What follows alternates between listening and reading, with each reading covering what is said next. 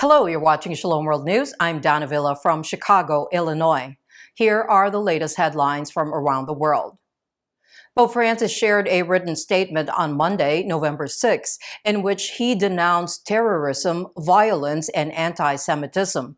The Holy Father said yet again, violence and war have erupted in the Holy Land, which seems continually assailed by the vileness of hatred and the deadly clash of weapons. He was referring to Israel's conflict with Hamas, which has claimed thousands of lives on both sides since October 7.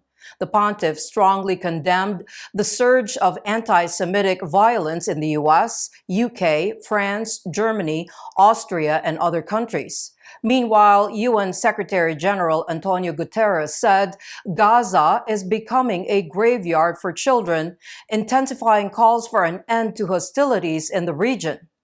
Elsewhere, thousands attended a pro-Israel rally in New York City titled New York Stands with Israel as Israel Defense Forces continued fighting Hamas terrorists in Gaza.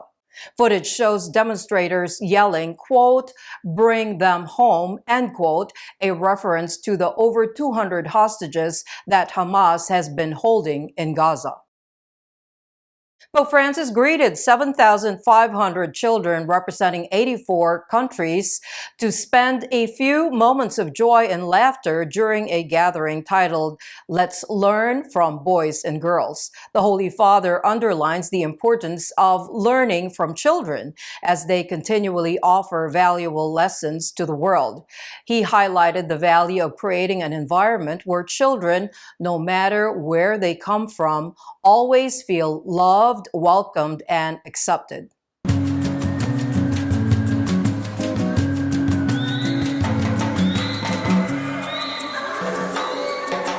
Taniche, plastiche, mucchi di latta, bombole, bambole, giochi di China, scatole tossiche, senti che puzza c'è. Speaking to the young audience in the Paul VI Hall of the Vatican, Pope Francis thanked the children and the event planners, Cardinal Jose Tolentino, the Dicastery for Culture and Education, and Father Enzo Fortunato, who all helped to make the event possible. Children from 14 different countries had the opportunity to ask Pope Francis questions on a wide range of issues. The majority of the inquiries were about war and peace, as well as ways to keep the planet safe from climate change. Acknowledging the theme "Learn from Children," Pope Francis posed the question, "Aren't children the ones who should learn?" In response, he emphasized how important it is to learn from children, since they always teach the world valuable lessons. I'm very happy when I meet you because you teach me something new every time. For example, you remind me how beautiful life is in its simplicity, and how beautiful it is to be together. These are two great gifts that God has given us, to live and be together. I see this in your lively eyes. And so this is what we want to tell the world. Life is a gift.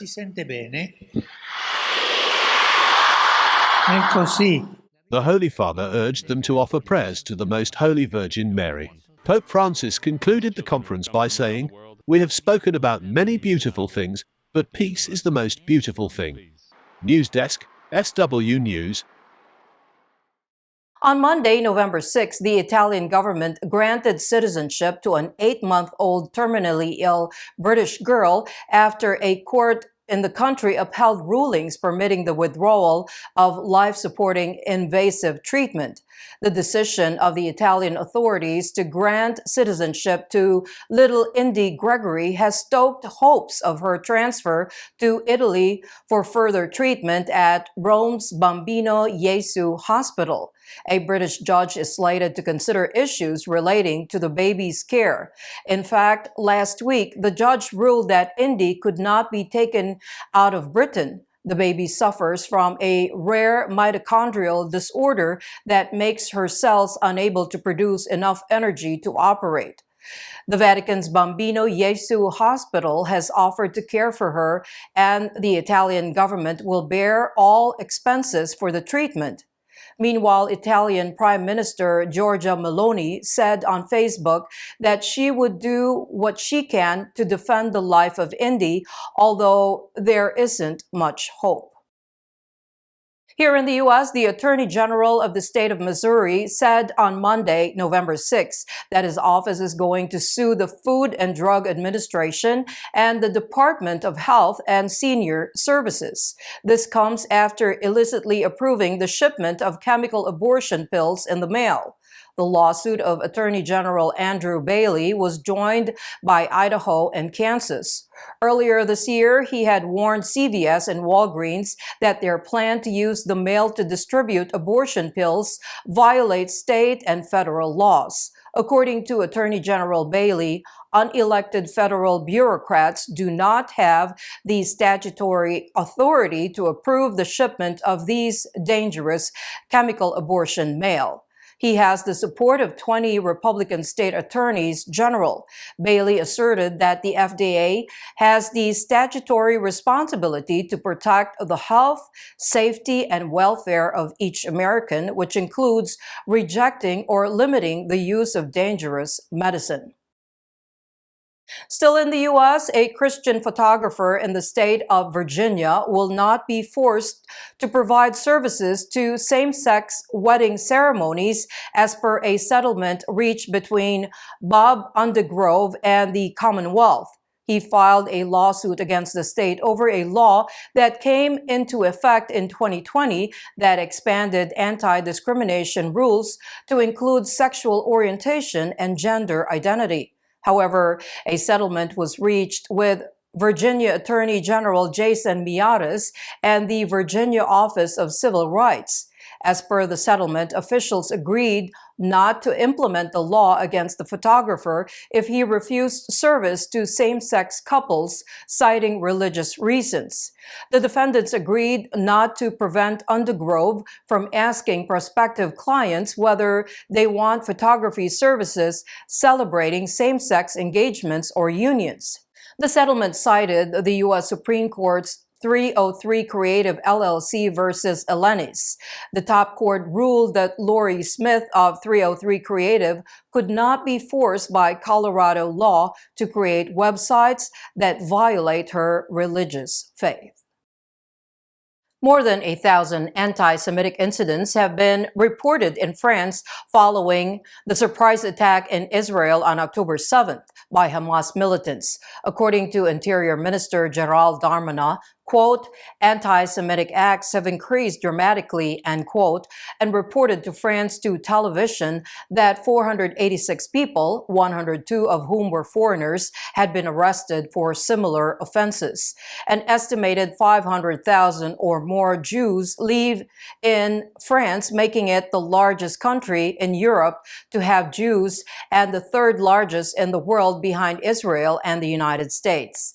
Paris Police Chief Laurent Nunez said there have been 90 arrests and 257 anti-Semitic crimes in Paris region alone as of Sunday, November 5th.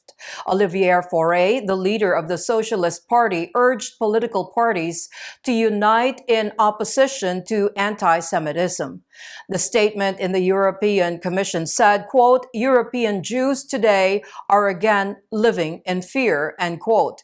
It denounced the rise of anti-Semitism throughout the European Union since the start of the Middle East crisis, coinciding with the events in France. To mitigate the potential dangers posed by cutting-edge artificial intelligence in the future, the United States and other nations have decided to work together and exchange knowledge on this topic at Bletchley Park in the United Kingdom. To prevent misuse and control issues and the amplification of other risks, the Bletchley Declaration calls for all relevant players to provide context-appropriate transparency and accountability on their plans to measure, monitor, and mitigate potentially harmful capabilities and the associated effects that may emerge. The United States, China, and the European Union were among the 28 nations to sign the proclamation. 3 nuns were bestowed with the Sisters Anti-Trafficking Awards in recognition of their fight against human trafficking. In the inaugural awards, consecrated women from India, Nigeria, and Thailand were recognized for their work in rescuing women from networks that profit from sex and labor trafficking. The event in London honored Sister Sally Thomas of the Sisters of Mary Immaculate from India, Sister Patricia Egenbulem of the Sisters of St. Louis from Nigeria, and Sister Françoise Geranonda of the Sisters of St. Paul de Chartres from Thailand. The Human Dignity Award was given to Sister Patricia Egenbolum for her lifelong contribution to ending exploitation. The Common Good Award went to Sister Sally Thomas in recognizing her bravery and originality in confronting exploitation.